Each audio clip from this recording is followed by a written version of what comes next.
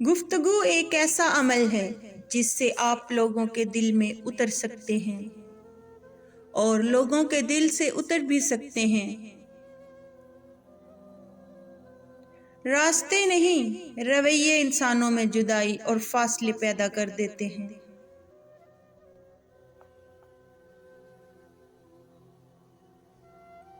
غلطیاں تو بہت ہوئیں زندگی میں، لیکن جو غلطیاں لوگوں کو پہچاننے میں ہوئیں ان کا بہت بڑا خمیازہ بھگتنا پڑا۔ تعلقات کی خرابی کی وجہ قصور نہیں بلکہ دماغ کا فطور ہوتا ہے۔ جو مرنے سے پہلے ہی آپ کو چھوڑ دے انہیں مرا ہوا ہی تصور کریں اور فاتحہ پڑھ دیں۔ زبان سے بیان نہیں ہوتے جو لفظ، پھر وہی الفاظ آنسوؤں کا روپ دھار لیتے ہیں۔ کوئی کسی کا منتظر نہیں ہوتا، ہم صرف خود کو فریب دیتے ہیں۔ جب ہم زندگی کے امتحانوں سے گزر کر پتھر کے ہو جاتے ہیں تب کوئی دل دکھا بھی دے تو کچھ فرق نہیں پڑتا۔ آپ ہزاروں اچھے کام کر لیں، کوئی آپ کو جنت میں جانے کی خوشخبری نہیں دے گا، مگر آپ سے ایک غلط کام سرزد ہو گیا تو سب آپ کو جہنم کے دروازے تک چھوڑ کر آئیں گے۔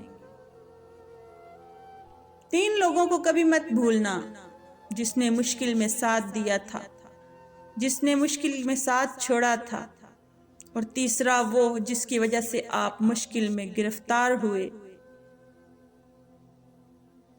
کہتے ہیں کہ سانپ 100 سال بعد انسان بن جاتا ہے، اس بات کا تو پتہ نہیں، مگر اس بات میں کوئی شک نہیں کہ انسان کو جب بھی موقع ملے وہ ضرور سانپ بن جاتا ہے۔ جب فرش والے دل توڑ دیں تو اسے اٹھا کر عرش والے کے پاس لے جاؤ، وہ بہتر جانتا ہے کہ مرمت کیسے ہوگی۔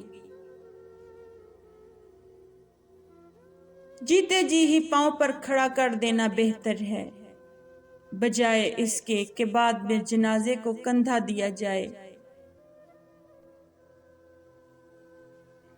قبرستان سے گزر ہوا تو خیال آیا، کچھ قبریں دل کے اندر بھی موجود ہوتی ہیں، مگر ان پہ لگے کتبوں کو کوئی نہیں پڑھ سکتا۔ جہاں آپ کا ہونا نہ ہونا برابر ہو، وہاں آپ کا نہ ہونا ہی بہتر ہے۔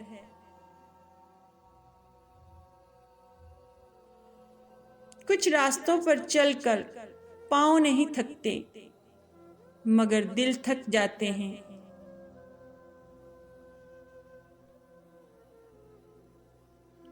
محبت کوشش یا محنت سے حاصل نہیں ہوتی، یہ عطا ہے رب کی، نصیب ہے، بلکہ بڑے ہی نصیب کی بات ہے۔